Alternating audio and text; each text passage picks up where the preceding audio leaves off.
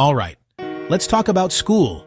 For so many of us, the experience is basically identical. A bell shrieks, a sound that could double as a pterodactyl in distress. Then it's a mad scramble through crowded hallways. You're a human pinball, bouncing from one identical box to the next. This box is for math. That box is for history. In each box, a teacher, bless their heart, stands at the front and talks. And talks. Then you take a test where you regurgitate the right combination of facts and dates, proving you were, at the very least, physically present. This is the factory model of education, designed over a century ago to produce compliant workers for an industrial economy. It was a system for a different time, a different world, a different everything. And look, it wasn't all bad. It got a lot of people to a baseline level of literacy and numeracy, which is not nothing. It was the educational equivalent of a sensible beige sedan. It got the job done. But we are no longer living in a sensible beige world. We are living in a chaotic, neon-lit, 24/7 rave of information, misinformation, and artificial intelligence that can write a better sonnet than you can. The old system prized memorization and following instructions.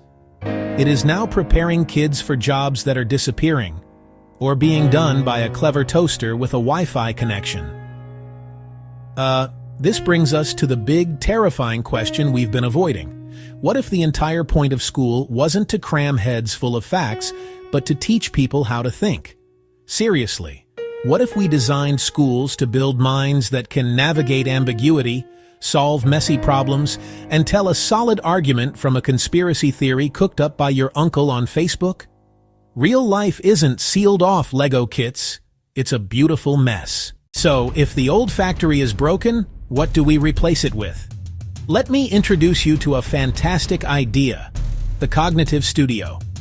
I know it sounds like a trendy Pilates place for your brain, but stick with me.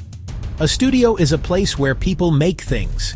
It's a workshop, it's a laboratory, it's a theater stage. In school, a cognitive studio dissolves subjects and organizes learning around real complex problems. Students aren't just memorizing the formula for velocity. They're designing, building, and testing a miniature rocket that actually has to fly. Suddenly, the math matters. The physics matters. The writing for the launch proposal matters. This model flips the script.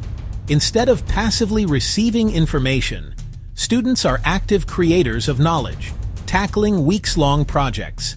The teacher becomes a master craftsperson, a project manager, guiding, questioning, mentoring teams.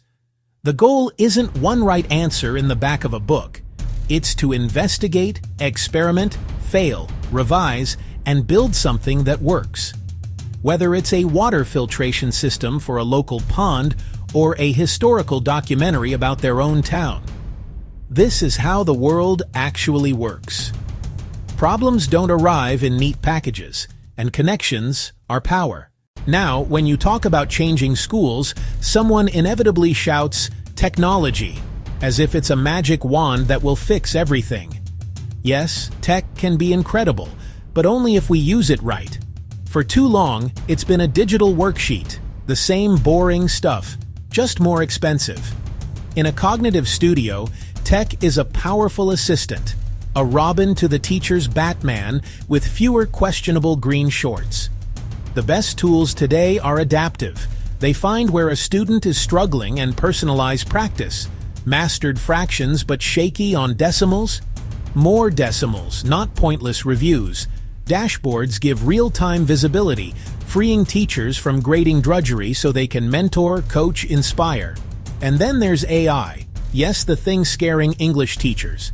Instead of banning it, teach students to use it as a thinking partner, a Socratic tutor, a brainstorming buddy, a red teamer to stress test arguments. The goal isn't to let AI think for them, but to make their thinking better. That requires a vital new literacy. Knowing when it helps, when it hallucinates, how to fact-check, and how to spot bias. Teaching AI is like teaching a power saw. It can help build amazing things, but without skill and caution, you're going to lose a finger. The focus must always be human agency, technology as the servant, not the master. This shift makes teaching better. The old sage on the stage role is lonely and exhausting. The new model turns teachers into guides on the side, head coaches of thinking teams. Their job isn't to have all the answers, but to design challenging experiences and help students find answers themselves. That requires structural change, time for teachers to work together every day. Common planning is where the magic happens. Design projects, analyze student work, and strategize supports. Teaching becomes a collaborative team sport. Break down the walls. In the studio model, the community becomes the classroom.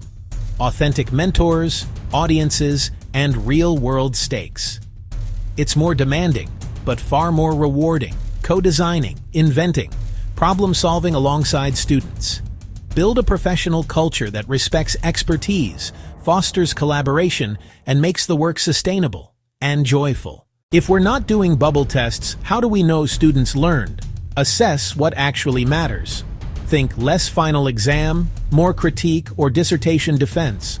Assessment is performance-based, ongoing, and public. The cornerstone is the portfolio, not just polished products, but drafts, reflections, failures, and revisions, the story of learning. It's a rich picture of capability, not a single letter or a blurry test snapshot. Projects culminate in a public defense. Explain your process, justify choices, answer tough questions from teachers, peers, and experts. That's where understanding shows up. Application, synthesis, communication, critical thinking, grace under pressure. Studios, projects, new teacher roles, and portfolios build metacognition and epistemic skills. Thinking about thinking and understanding how we know what we know. We can run schools like factories, or build vibrant studios for sovereign minds who learn, adapt, judge, create, and act with wisdom. Let's get to work.